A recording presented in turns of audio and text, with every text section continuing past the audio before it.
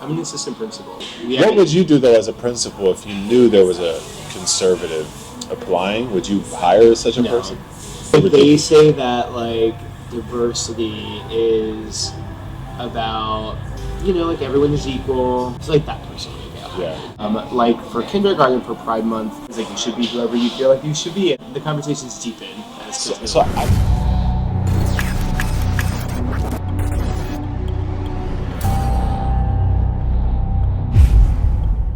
Meet Todd Soper, assistant principal of neighborhood charter schools in Harlem. He's in charge of more than 670 students.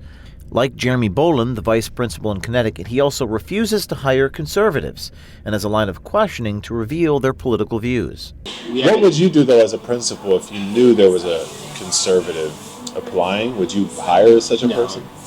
Yeah. We have very specific questions, and like ultimately, like our diversity, equity, and inclusion question, like our DEI question, is like it's very telling if somebody has like done a lot of work within themselves, within the profession. But even conservative, like even and it comes out like if people don't answer that question right, they're just an automatic not. Like hire. What? Give me an example of not answering that question. Like one of the more. If they say that like diversity is about, if they say something that lends itself to be colorblind, which could happen, like, oh, it's like, like everyone is equal, like those things that are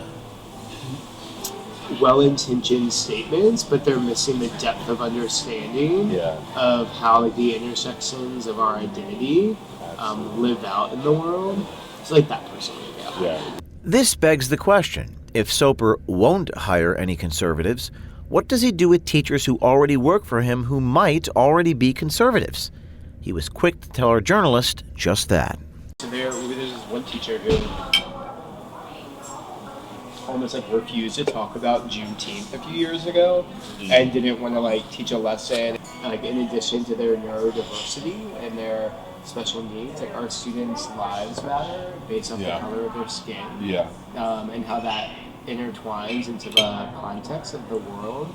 And so if you're not willing to embrace fully that aspect of our students, and that means talking openly about race and talking about injustices in the world, then I don't know if you're going to be able to like fully like fulfill your responsibilities. What was her reasoning for being resistant? She didn't want to teach Black Lives Matter.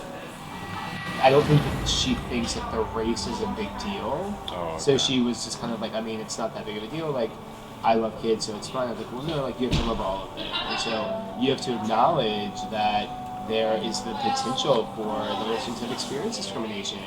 Was she fired or? No, she left. She would have probably been fired eventually, just based off of like mindset, but she left.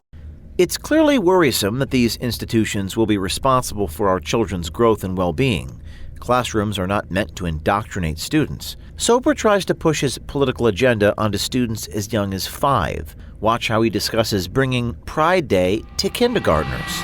We have always and like will continue to like embrace diversity on all levels. So the same way we embrace identities that are based off of ethnicity, skin tone, and gender, like we also embrace orientation. So we make student friendly. Like for kindergarten, for Pride Month, we got in first grade, like every kid had like a mirror, and we talked about like there's like a read aloud about an animal or about a boy that said he wanted to be a mermaid, and it's like a way to start like, and the girl there was like, you should be whoever you feel like you should be, and that was kind of like the message of the read aloud. And but were you able to encourage them that like gender? Yeah, I think so. Like it's delicate, right? So like in kindergarten and first grade, they're 5 and 6, but I think we start with the umbrella theme of like embrace who you are. You have to love who you are. That's awesome. Each part of you is beautiful, whatever you feel. As kids get older, and the idea of like gender becomes more salient, which happens more towards like 4th grade. It's conversations around like it's just okay. So the conversations deepen as kids get older.